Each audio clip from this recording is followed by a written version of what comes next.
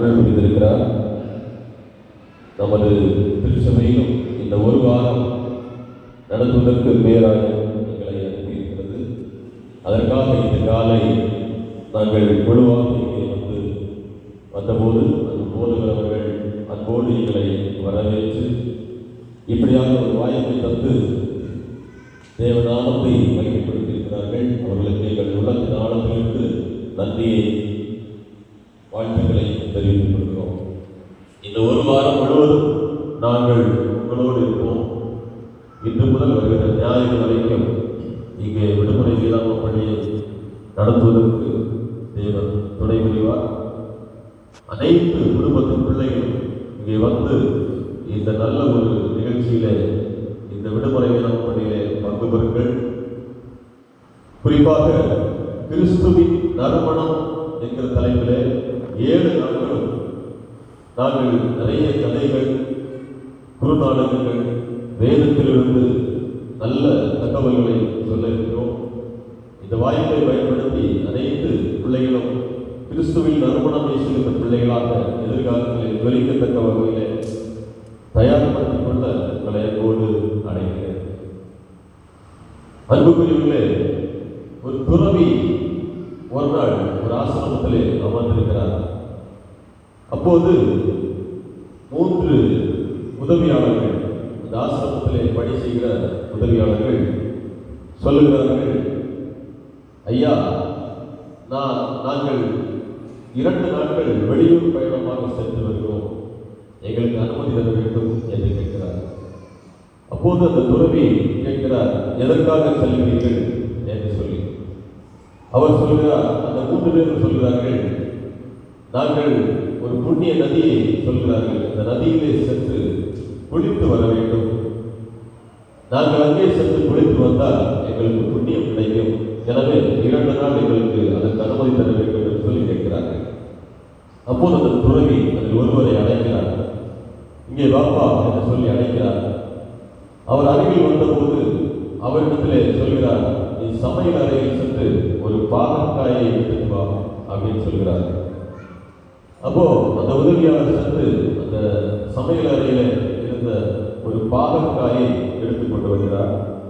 அப்போது அந்த 3 பேரிடத்திலும் அந்த பாகற்காயை கொடுத்து துறவி சொல்கிறார், நீங்கள் செல்லுகின்ற போது இந்த பாகற்காயை எடுத்து செல்லுங்கள், அந்த நதியிலே அந்த பாகற்காயை நனைத்து வாருங்கள், நீங்கள் வந்த பிறகு நான் பேசுகிறேன் என்று சொன்னார். 2 நாட்கள் கழிந்தது. 3 பேரும் திரும்பி வந்தார்கள். அந்த பாகற்காயை கேட்டார் துறவி. அப்போது அப்படியே கொடுத்தார்கள். துறவி சொன்னார், இப்போது இதை கடித்து பாருங்கள், சுவைத்து பாருங்கள் என்று சொன்னார். அப்போது ஒருவர் கடித்து விட்டு சொன்னார், பாகற்காய் கசக்கிறது. நீங்கள் எந்த நதியிலே சென்று குளித்தாலும் அந்த பாகற்காயுடைய சுபாவம் மாறவில்லையே, அது இனிக்கவில்லையே என்று சொல்லி துறவி சொன்னார். அன்புக்குரியவர்களே, நாம் எந்த செயல்கள் சம்பிரதாயத்துக்கு செய்தாலும் அதனால் நம்மை மாற்றிக்கொள்ள முடியாது. ஆனால் கிறிஸ்துவின் சாயலை வெளிப்படுத்துகிற பிள்ளைகளாக நம்மை மாற்றுகின்ற போது நாம் கிறிஸ்துவின் நறுமணம் வீசுகின்ற பிள்ளைகளாக நிச்சயம் வாழ முடியும். அன்புக்குரியவர்களே, அன்னை தெரசா என்பவர் கல்கத்தாவிலே வாழ்ந்தார். அவர் வாழும்போது பல இன்னல்களை சந்தித்தார், பல்வேறு நெருக்கடிகளை சந்தித்தார். ஆனால் அவர் செய்த செயல்களினாலே, அவருடைய வாழ்க்கையில் கிறிஸ்துவை பிரதிபலித்ததினாலே, ஏழைகளுக்கு சேவை செய்ய வேண்டும் என்ற கிறிஸ்துவின் அன்பை வெளிப்படுத்தியதனாலே இன்றைக்கும் அவர் நறுமணம் வீசிக்கொண்டே இருக்கிறார். சார்லஸ் ஸ்மித் என்ற ஊழியக்காரர் மிஷனரி நம்முடைய பகுதிக்கு வந்தார். நம்முடைய குமரி மாவட்டத்திலே பல்வேறு பகுதிகளிலே நடந்து தெரிந்து சபைகளை ஸ்தாபித்தார். இன்றைக்கும் நறுமணம் வீசிக்கொண்டே இருக்கிறார். அதுபோல நெகிழ்தோவே ஐயர் நம்முடைய மயிலாடி பகுதியிலே வந்து முதலாக சபையை ஸ்தாபித்தார். பல்வேறு இடங்களிலே நடந்து ஊழியம் செய்து சபைகளை ஸ்தாபித்தார்.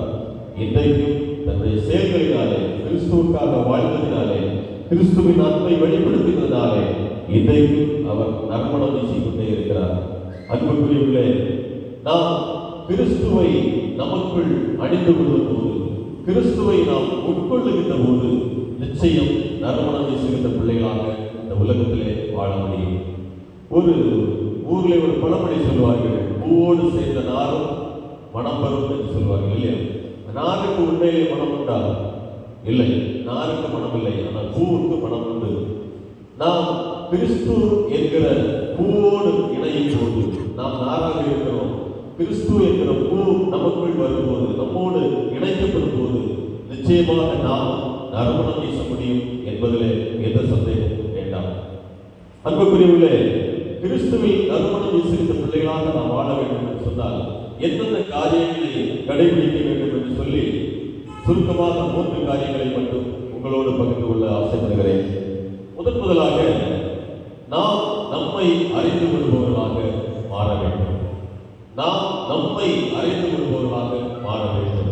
நாம் யார், நாம் எப்படிப்பட்ட சூழ்நிலையில் இருக்கிறோம் என்கிற தன்னை அறிதல் அப்படிங்கிற நிலைக்கு முதலாக நாம் மாற வேண்டும். ஒரு பங்கு தந்தை எனக்கு மிகவும் பரிச்சயமான ஒருவர் உண்டு. அவர் ஒரு நாள் பேசிக் கொண்டிருந்த போது சொன்னார், நான் வருடா வருடம் குருசுமலைக்கு செல்வேன் என்று சொன்னார். எதற்காக செல்வீர்கள் என்று நான் நட்போடு கேட்டேன். அப்போது அவர் சொன்னார், எல்லா வருடமும் நான் போர் இருக்குன்னா கீழே இருந்து மேல 3500 அடி உயர்ந்து இருக்கிறது.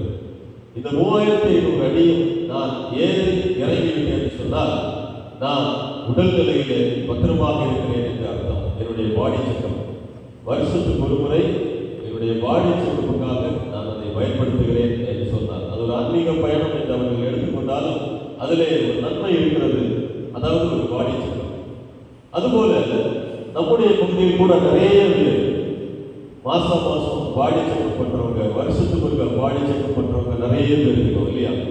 ஆனால் யாருமே நம்முடைய ஆத்மாவை குறித்த ஒரு செக்கப் செய்வதில்லை.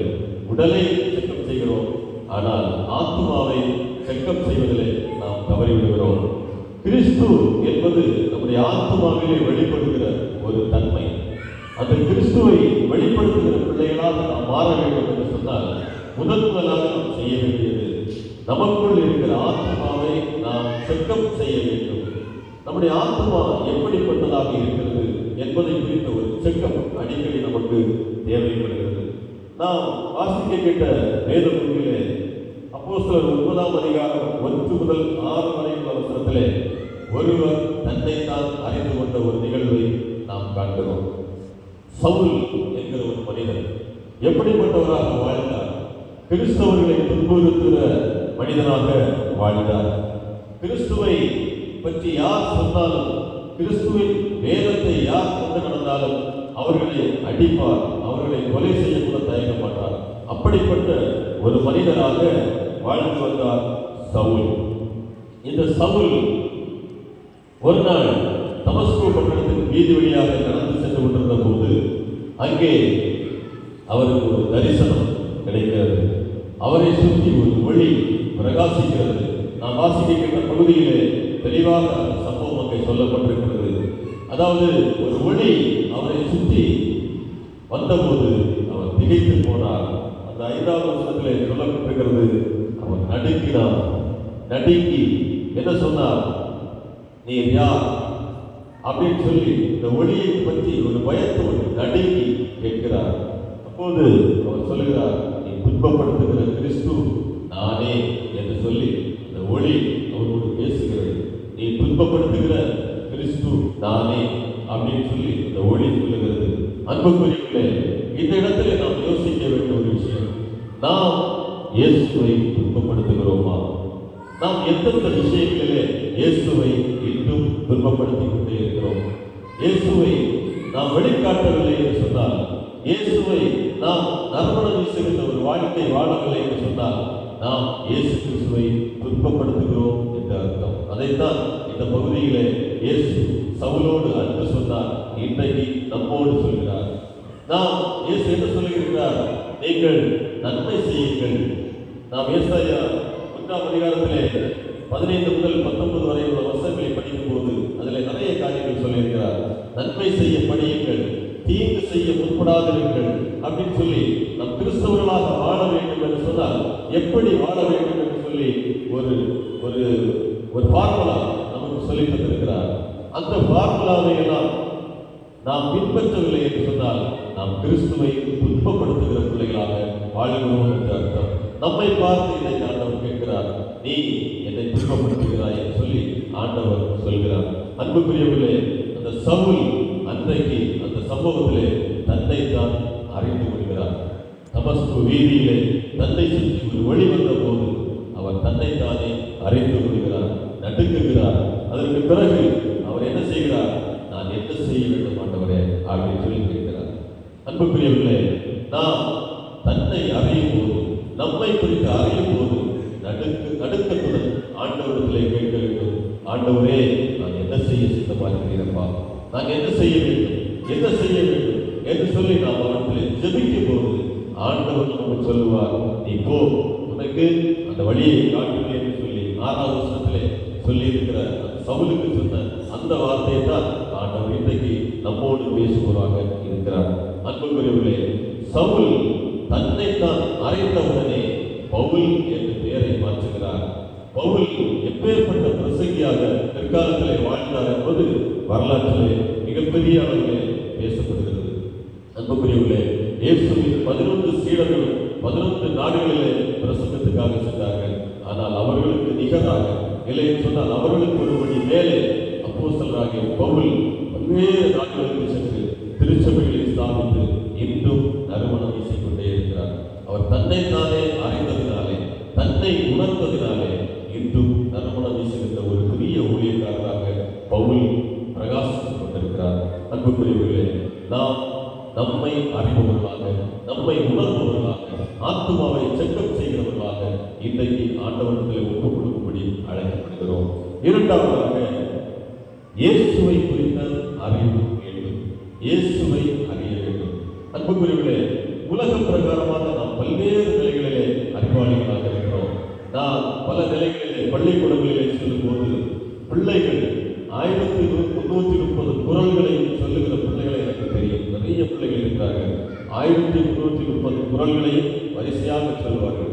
அப்படி புத்திசாலித்தனமான பிள்ளைகள் நிறைய பேர் இன்றைக்கு இருக்கிறார்கள். ஜூலியஸ் சீசர் என்ற ஒரு மன்னர் இருந்தார், கேள்விப்பட்டிருப்பீர்கள். ஜூலியஸ் சீசர் அந்த மன்னர் தன்னுடைய தேசத்தில் இருக்கிற ஒவ்வொரு வீரர்களின் பெயர்களையும் பேர் சொல்லி அழைப்பாராம். எந்த பட்டணத்தில் சென்றாலும் அங்கே எந்த வீரர் இருந்தாலும் அவரை பேர் சொல்லி அழைப்பாராம். அவ்வளவு தூரம் பிரில்லியண்டான ஒரு மன்னர் ஜூலியஸ் சீசர்.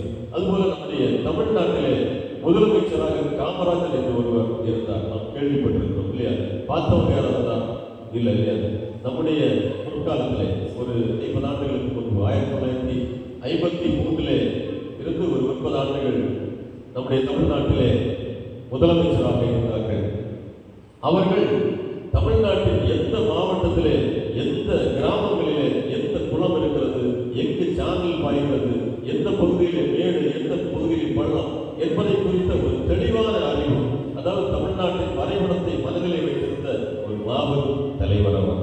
அன்புக்குரியவர்களே, ஆசாத்திரே என்ற ஒரு அறிஞர் இருந்தார், தாவரவியல் அறிஞர். அந்த அறிஞர் 2000 செடிகளுடைய பெயர்களை வரிசையாக சொல்லிவிடுவார். அப்படி ஒரு மிகப்பெரிய அறிஞர் ஆசாத்திரே என்பவர் இருந்தார். அதுபோல மெக்காலே பிரபு என்ற ஒரு அறிஞர் இருந்தார். மெக்காலே பிரபு ஆங்கில அறிஞர். ஒரு ஆங்கில புத்தகத்தை அவர் படிக்கிறார் என்று சொன்னால் படித்து முடித்தவுடன் அதில் என்ன சொல்லப்பட்டிருக்கிறது என்பதை முழுமையாக சொல்லிவிடுவார். இல்லை என்றால் அதற்கு ஒரு மறு புத்தகம் எதிர்பார்ப்போ ஆதரவாகவோ எழுதிவிடுவார். இப்படி இந்த உலகத்திலே அறிவுபூர்வமாக வாழ்ந்த அநேக மகான்கள் நமக்கு உண்டு, வரலாற்றிலே பதிவாகி இருக்கிறது. அன்புக்குரியவர்களே, இயேசுவை குறித்த ஒரு அறிதல் நமக்குள் வர வேண்டும். நாம் இயேசுவை குறித்து அதிகமாக அறியும் போது நம்முடைய வாழ்வு நிச்சயமாக நறுமணம் வீசுகின்ற வாழ்வாக அமையும். அதற்கு வேதத்திலிருந்து ஒரு எடுத்துக்காட்டை சொல்ல வேண்டும் என்று சொன்னால், சமாரியா பெண் குறித்து நாம் சொல்லலாம். சமாரியா பெண்ணுடைய வரலாற்றை நாம் தெரிந்து கொண்டிருப்போம். சமாரியா தேசத்திலே விபச்சார தொழிலை செய்து கொண்டிருந்த ஒரு பெண். அந்த பெண் ஒளிந்து வாழ்ந்தவர். பகலிலே, அதாவது எப்போ வெளியே வருவாங்கன்னா, சமாரியா தேசத்தை பொறுத்தவரைக்கும் விவசாய தொழில் தான் அதிகம். அதிகாலையில் 5:30 மணி முதல் 10 மணி வரை மக்கள் விவசாயம் சார்ந்த, கால்நடை தொழில் சார்ந்த அங்கேயே ஓடிக்கொண்டிருப்பார்கள். அதுபோல 3 மணி முதல் மாலை 7 மணி வரையும் தங்களுடைய வேலைகளை பார்த்துக் கொண்டிருப்பார்கள். இந்த இடப்பட்ட நேரத்தில், அதாவது அதிக வெயில் இருக்கக்கூடிய நேரத்தில் விவசாயிகள், அந்த நாட்டின் மக்கள் பொதுவாக வெளியில் வர மாட்டார்கள். அந்த நேரத்தில் தான் இந்த பெண் என்ன செய்கிறார்? தண்ணி எடுப்பதற்காக அந்த கிணற்றண்டை செல்கிறார். அன்புக்குரியவர்களே, சமாரிய பெண் ஒழுக்கமில்லாதவள் என்று அந்த ஊரிலே அவனுக்கு ஒரு கெட்ட பெயர். அவன் ஒழித்து வாழ்ந்து கொண்டிருந்தார், தனிமையாக வாழ்ந்து கொண்டிருந்தார். அன்புக்குரியவர்களே, அவர் அந்த கிணற்றண்டையிலே தண்ணி எடுக்க செல்லும் போது அங்கே இயேசு கிறிஸ்து வருகிறார். அப்போது இயேசு கிறிஸ்துவை பார்த்த உடனே முகத்தை மறைகிறார் சமாரிய பெண். எல்லா ஆண்களுமே அந்த சமாரிய பெண்ணை உடல் அளவிலே பார்த்தார்கள். இயேசு கிறிஸ்து அவருடைய ஆத்மாவை பார்த்தார். அவருடைய ஆத்மாவை இயேசு கிறிஸ்து உன்னிப்பாக பார்த்ததினாலே அவரிடத்திலே பேச்சு கொடுக்கிறார். அவரிடத்திலே இயேசு அன்பை வெளிப்படுத்துகிறார். இந்த உலகத்திலே நாம் வாழ்கிற வாழ்க்கை எப்படிப்பட்டதாக இருக்க வேண்டும் என்று சொல்லி ஆண்டவர் அந்த சமாரிய பெண்ணிடத்திலே பேசுகிறார். பேச பேச பேச பேச ரட்சிப்பின் ஒரு வெளிப்பாட்டை அந்த பெண் உணர்ந்து கொள்கிறார். அவன் தன்னை மாற்றிக் கொள்கிறார். இயேசு கிறிஸ்துவை அறிந்ததினாலே, இயேசு கிறிஸ்துவை புரிந்ததினாலே, இயேசு கிறிஸ்துவின் அன்பை உணர்ந்து கொண்டதினாலே அவள் தன்னை மாற்றிக் கொள்கிறார். அன்புக்குரியவர்களே, இன்றைக்கு நாம் இயேசு கிறிஸ்துவை அறிந்து இவ்வளவு ஆண்டுகள் ஆகிறது. நாம் பிறக்கும் போதே கிறிஸ்தவர்களாக இருக்கிறோம். இயேசு கிறிஸ்து குறித்து பல்வேறு நிலைகளிலே போதகர்கள் நமக்கு கற்றுத் தந்திருக்கிறார்கள். பல்வேறு டிவி சேனல்களை பார்த்துவிட்டோம். இன்னும் எத்தனையோ நிலைகளிலே வேதத்தை படிக்கிறோம், தியானிக்கிறோம். நாம் இயேசு கிறிஸ்துவை குறித்து பல்வேறு நிலைகளிலே அறிந்து வைத்திருக்கிறோம். ஆனால் அவரை நாம் சாயலாக வெளிப்படுத்துவதற்கு முற்படுகிறோமா என்பதை குறித்த ஒரு சுய ஆய்வு இந்த நேரத்தில் நமக்கு தேவைப்படுகிறது. தன்னைத்தானே அறிந்து கொள்ளும் போது இயேசுவிலே நறுமணம் வீசுகிற பிள்ளைகளாக வாழ்கிறோம். நாம் இயேசுவை குறித்து அறிந்து கொள்ளும் போது நாம் நறுமணம் வீசுகிற பிள்ளைகளாக வாழ முடியும். அதைத்தான் சமாரிய ஸ்திரீயுடைய வாழ்க்கை வரலாறை தனியாக வேத அறிஞர்கள் சொல்லும் போது சொல்கிறார்கள். இயேசு கிறிஸ்துவை சந்தித்த பிறகு அவருடைய வாழ்க்கை மிகவும் பிரகாசமாக வாழ்ந்தது. அதாவது ஒதுங்கி ஒழித்து வாழ்ந்தவர் பிற்காலத்திலே தலை நிமிர்ந்து வாழ்ந்தார். பெண் விடுதலைக்காக அந்த பகுதியில் மிகப்பெரிய ஒரு போராளியாக எழுப்பினார் என்று சொல்லி அறிஞர்கள் சொல்கிறார்கள். அன்புக்குரியவர்களே, அந்த சமாரியா பெண்ணுக்குள் கிறிஸ்து வந்தபோது, கிறிஸ்துவின் அன்பை அவர் உணர்ந்த போது தன்னைத்தானே அறிந்து செய்தார். கிறிஸ்துவின் நறுமணம் வீசுகின்ற பிள்ளையாக தன்னை மாற்றிக் கொண்டார். அன்புக்குரியவர்களே, மூன்றாவதாக அடிமைத்தனத்திலிருந்து நாம் மீள வேண்டும். கிறிஸ்துவின் நறுமணம் வீச வேண்டும் என்று சொன்னால் அடிமைத்தனத்திலிருந்து நாம் மீள வேண்டும். அடிமைத்தனம் என்று சொன்னால் என்ன என்பதை குறித்த ஒரு புரிதல் இருக்கிறது. சுமார் 100 ஆண்டுகளுக்கு முன் நாம் மிகவும் அடிமைப்பட்டிருந்தோம் இல்லையா? சமூக ரீதியாக பல நிலைகளிலே நாம் அடிமைப்பட்டிருக்கிறோம். அதாவது ஆண்கள் மீசை வைக்க வேண்டும் என்று சொன்னால் வரி கட்ட வேண்டும். திருமணத்துக்கு மாட்டு வண்டியில் செல்ல வேண்டும் என்று சொன்னால் வரி கட்ட வேண்டும். செருப்பு போட வேண்டும் என்று சொன்னால் வரி கட்ட வேண்டும். இப்படி 72 வகையான வரிகள் நம்முடைய முன்னோர்கள் கட்டி கொண்டிருந்தார்கள். அப்படி கட்டினால்தான் நாம் இந்த பகுதியிலே நடமாட முடியும். அதாவது நம்முடைய 3 தலைமுறைகளுக்கு விசாரித்து பாருங்கள். நம்முடைய மூதாதையரின் பேரிலே சொத்து பத்திரம் கிடையாது. ஒரு சென்று தரை வைத்திருக்க முடியாது. அப்படிப்பட்ட ஒரு அடக்குமுறையிலே சமூக ரீதியாக அடிமைப்பட்ட நிலையிலே நாம் இருக்கிறோம். மிஷனரியுடைய தியாகத்தால் பல்வேறு நிலைகளிலே நமக்கு முன்னோர் எடுத்த முயற்சிகளினால் நாம் என்ன செய்திருக்கிறோம்? அடிமைத்தனத்திற்கு மீண்டிருக்கிறோம். ஆனால் இப்போது நாம் எப்படிப்பட்ட காரியங்களில் அடிமைப்பட்டிருக்கிறோம் என்று சொன்னால், நாம் இன்றைக்கு தொலைத்தொடர்பு சாதனங்களுக்கு அடிமைப்பட்டிருக்கிறோம். அன்புக்குரியவர்களே, செல்போன் ஒரு நாள் ரீசார்ஜ் கட்டாச்சு, நம்ம நிலைமை என்ன? எதையோ இழந்தது போல மாறி வருகிறோம். சாயங்காலம் 7 மணிக்கு சீரியல் பார்க்குற நேரத்தில் கரண்ட் போச்சுன்னா எல்லாருடைய முகம் ஏதோ பரபரப்பு, ஐயோ போச்சு போச்சு அப்படின்னு சொல்லி, அந்த மாதிரி நாம் இன்றைக்கு இந்த இது போன்ற சீரியல்களுக்கும் செல்போன்களுக்கும் இது போன்ற நிலைகளுக்கு அடிமைப்பட்டு கிடக்கிறோம். இந்த அடிமைத்தனத்திலிருந்து நாம் மீள வேண்டும். சிலர் மதுவுக்கு அடிமைப்பட்ட சகோதரர்களை நமக்கு தெரியும் இல்லையா? மத்தியானம் 12 மணி நெருங்கும் போது அவருடைய அந்த முகபாவனை எல்லாம் மாறும். அப்படி ஏதோ ஒரு விஷயத்துக்கு நாம் அடிமைப்பட்டவர்களாக இருக்கிறோம். இந்த அடிமைத்தனத்திலிருந்து நாம் மீள வேண்டும். அடிமைத்தனத்திலிருந்து நாம் மீளும் போது அதே போல சுபாவ ரீதியாக நிறைய சுபாவங்களுக்கு ஆண்டவர் அருவருக்கிற நிறைய சுபாவங்களுக்கு நாம் அடிமைப்பட்டு இருக்கிறோம். இந்த அடிமைத்தனத்திலிருந்து நாம் மீள வேண்டும். நாம் எதிலே அடிமைப்பட்டிருக்கிறோம் என்பதை குறித்த ஒரு புரிதல், உணர்தல் வேண்டும். நாம் எந்தெந்த இடங்களிலே அடிமைப்பட்டிருக்கிறோம் ஆண்டவரே எங்களுக்கு வெளிப்படுத்தும் என்று சொல்லி நாம் ஆண்டவரத்தில் நம்மை ஒப்புக் கொடுக்கின்ற போது இந்த அடிமைத்தனத்திலிருந்து நாம் மீள முடியும். அடிமைத்தனத்திலிருந்து நம்மை மீட்டுக் கொள்ளும் பட்சத்தில் ஆண்டவருக்கு நறுமணம் வீசுகின்ற பிள்ளைகளாக நம்மை நாம் மாற்றிக்கொள்ள முடியும். அன்புக்குரியவர்களே, நம்மை குறித்து அறிகின்ற பிள்ளைகளாக, கிறிஸ்துவை குறித்து அறிகின்ற பிள்ளைகளாக, அடிமைத்தனத்திலிருந்து மீளுகின்ற பிள்ளைகளாக நாம் மாறுவோம் என்று சொன்னார். நிச்சயமாக கிறிஸ்துவில் நறுமணம் வீசுகின்ற ஒரு வாழ்க்கையை வாழ முடியும். நம்முடைய வாழ்க்கையை பார்த்து அநேகர் கிறிஸ்துவுக்குள், கிறிஸ்துவின் ஐக்கியத்துக்குள் வருவார்கள் என்பதில் எந்த சந்தேகமும் வேண்டாம். அன்புக்குரியவர்களே, இப்படிப்பட்ட ஒரு வாழ்க்கை வாழ வேண்டும் என்று சொல்லி இந்த ஒரு வாரத்திலே நாங்கள் வருகின்ற பிள்ளைகளுக்கு அநேக எடுத்துக்காட்டுகள் மூலமாக, கதைகள் மூலமாக, சரித்திர நிகழ்வுகள் மூலமாக, மிஷனரிகளின் வாழ்க்கை சரித்திரங்கள் மூலமாக சொல்ல இருக்கிறோம். நீங்கள் பிள்ளைகளை அனுப்பி இந்த விடுமுறை வேதாகம பள்ளி மூலம் பிள்ளைகள் எதிர்காலத்திலே கிறிஸ்துவில் நறுமணம் வீசுகின்ற பிள்ளைகளாக ஜொலிக்கத்தக்க வகையிலே நாங்கள் அவர்களுக்கு நல்ல விதைகளை விதைக்க இருக்கிறோம். நீங்கள் இந்த வாய்ப்பை பயன்படுத்திக் கொண்டு அவர்களை அன்போடு அழைக்கிறோம். ஒரு நிமிடம் நாம் ஜெபிப்போம். ஜெபம்.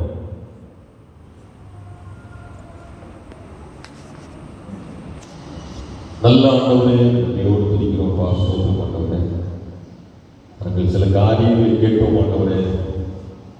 ஆண்டவரே, கிறிஸ்துவில் நறுமணம் வீசுகின்ற பிள்ளைகளாக வாழ வேண்டும் என்று சொன்னால் எப்படிப்பட்ட பிள்ளைகளாக வாழ வேண்டும் என்று சொல்லி நாங்கள் கேள்விப்பட்டோம் மாட்டோம்.